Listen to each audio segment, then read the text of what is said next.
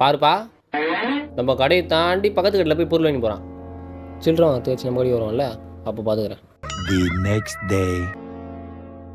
நான் ஹார்லிக்ஸ் குண்ணா. ஹார்லிக்ஸ்லாம் இல்லை.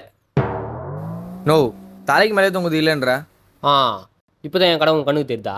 நேற்று என் கடையை தாண்டி அவன் கடைக்கு போகிறேன், நாங்கள் கெட்டு போன பொருளை வச்சுக்கிறோம். நோ, உங்ககிட்ட ஜிபே இல்லை, அதான் நாங்கள் போனேன்.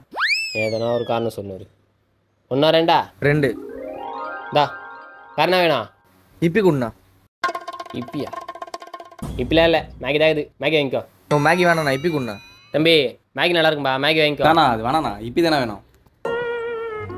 சரி, காசு கொடு. தலே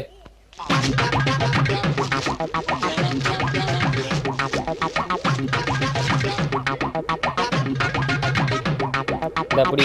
நோ, என்ன மட்டும் அந்த கடைக்கு போகணும்னு சொல்லிட்டு நீ மட்டும் அந்த கடைக்கு போகிற?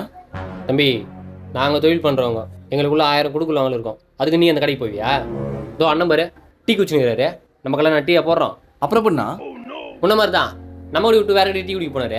அன்றைக்கி ஒரே வார்த்தை கேட்டேன், அன்னில் அண்ணன் நம்ம கடையில் தான் டீ குடிக்கிறாரு. ஏன்னா அண்ணனுக்கு மட்டும் தானே டீ போடுறீங்களாண்ணா?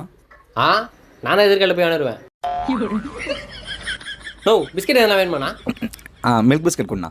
மில்கில் மாரி தான் இருக்குது, மாரி வாங்கிக்கிறியா? சரிண்ணா. சரி, காசு கொடு. இனிமேல் யாரும் வேற கடையில் வாங்கக்கூடாது.